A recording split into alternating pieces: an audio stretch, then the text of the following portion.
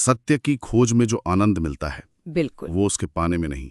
बिल्कुल। आइजैक असीमोव का ये कहना आज की हमारी चर्चा के लिए बिल्कुल सही बैठता है। हाँ बिल्कुल, क्योंकि आज हम बात कर रहे हैं एक ऐसी खोज की जो हमें इतिहास के एक महान वैज्ञानिक के कह सकते हैं थोड़ा और करीब ले जाती है। जी। हम आज बात कर रहे हैं पोलैंड में मिले एक लगभग 500 साल पुराने कंपास की, और ये शायद निकोलस कोपरनिकस से जुड़ा हो सकता है। हाँ। हमारी ये चर्चा आइडियारन में छपे एक लेख पर आधारित है जिसका शीर्षक है कोपरनिकस का प्राचीन कंपास, एक ऐतिहासिक खोज। और देखिए, हमारा मकसद है इस खोज के महत्व को समझना, खासकर यूपीएससी उम्मीदवारों के लिए। हाँ उनके लिए इतिहास, विज्ञान, करंट अफेयर्स ये सब जुड़ता है यहाँ। सही कहा, और बाकी सबके लिए भी जो अपनी जानकारी बढ़ाना चाहते हैं।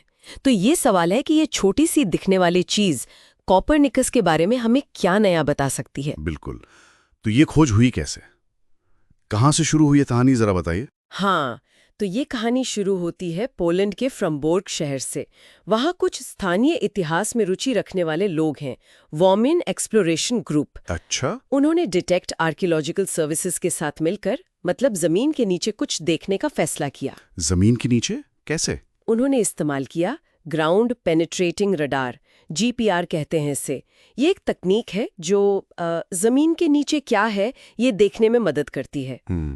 और इसी तकनीक से उन्हें एक पुरानी सुरंग मिली शहर के कैथीड्रल के पास, जो कैनोनिकल गार्डन है उनके नीचे। और ये वही इलाका है जहाँ कोपरनिकस रहा करते थे। हाँ बिल्कुल। और उसी सुरंग में उन्हें मिला ये 2 नोक वाला कंपास, डिवाइडर भी कहते हैं इसे, करीब 500 साल पुराना। 500 साल पुराना, और ठीक उसी जगह के पास जहां कोपरनिकस ने अपनी जिंदगी का इतना बड़ा हिस्सा बिताया। ये तो वाकई रोमांचक है। हाँ, और उस ग्रुप के लीडर हैं नॉबर्ट ओगिन्स्की। उन्होंने कहा भी कि वो बस अपने शहर के लिए कुछ अच्छा करना चाहते थे, और उन्हें बचपन से उन सुरंगों के बारे में पता था। लेकिन ये सिर्फ एक पुरानी चीज तो नहीं है, इसका असली महत्व तो इसके मालिक से है ना? सही बात है। देखिए, ये जो कंपास है ये खगोल विज्ञान, ज्यामिति, नक्शे बनाने, इन सब में बिल्कुल सटीक माप लेने के काम आता था। और यही तो कोपरनिकस का काम था। बिल्कुल वही काम जिसके लिए वो जाने जाते हैं। लेकिन क्या पक्का कह सकते हैं कि ये उन्हीं का था? मतलब हो सकता है ये महज एक इत्तेफाक हो, वहां और भी तो लोग रहते होंगे। देखिए, सवाल तो जायज है, उस पर कोपरनिकस का नाम तो नहीं लिखा है, लेकिन जो परिस्थितियां हैं वो इशारा करती हैं। जैसे कि एक तो जैसा ओगिन्स्की ने कहा, ये उनके बगीचे के नीचे मिला है, और दूसरी शायद ज्यादा अहम बात ये है कि कोपरनिकस की अपनी इस्तेमाल की हुई चीजें मिलना बहुत ही दुर्लभ है, बहुत कम मिलती हैं। अच्छा।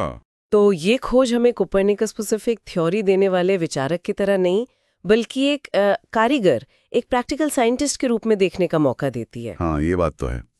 हम उन्हें ज्यादातर उनके सूर्य केंद्रित मॉडल के लिए याद करते हैं। वो एक बड़ा सैद्धांतिक बदलाव था। बिल्कुल। लेकिन ये कंपास दिखाता है कि उस सिद्धांत के पीछे कितनी मेहनत, कितना प्रैक्टिकल काम था। हाँ बिल्कुल।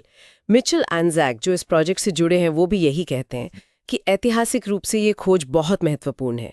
ये कोपरनिकस के विज्ञान के व्यवहारिक इस्तेमाल का शायद कुछ चुनिंदा सबूतों में से एक है।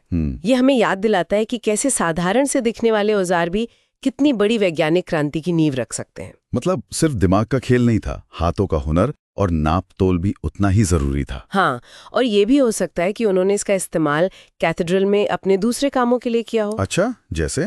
वो वहाँ सिर्फ खगोल शास्त्री नहीं थे, चर्च के प्रशासक भी थे। तो शायद किसी प्रशासनिक काम में भी ये कंपास काम आता हो।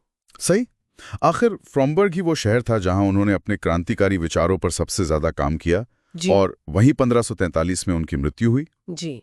तो कुल मिलाकर ये जो फ्रॉम्बर्ग में कंपास मिला है, ये हमें निकोलस कोपरनिकस की दुनिया की एक बहुत ही दुर्लभ और कह सकते हैं एक व्यक्तिगत झलक दे रहा है। हाँ, ये उस वैज्ञानिक क्रांति के पीछे के मानवीय पहलू को, उसके प्रैक्टिकल साइड को दिखाता है, जिसने ब्रह्मांड को देखने का हमारा नजरिया ही बदल दिया।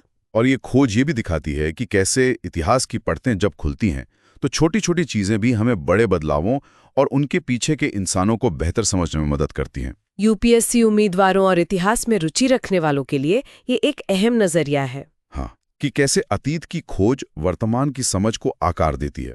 और ये सोचने पर भी मजबूर करता है ना? बिल्कुल, कि इतिहास के पन्नों में दबी रोजमर्रा की और कौन कौन सी साधारण चीजें होंगी जो शायद किसी दिन मिलें और बड़ी हस्तियों के बारे में हमारी समझ को बदल दें। हाँ, ये एक दिलचस्प सवाल है। ये खोज वाकई कोपर्निकस और विज्ञान के इतिहास में और जानने की इच्छा जगाती है। बिल्कुल। अगर इस विषय पर या ऐसी ही दूसरी ज्ञानवर्धक चर्चाओं पर आपके कोई सवाल या विचार हैं, तो नीचे टिप्पणी में ज़रूर बताइएगा। हाँ, और ऐसी ही रोचक जानकारियों के लिए हमें लाइक और सब्सक्राइब करना न भूलें।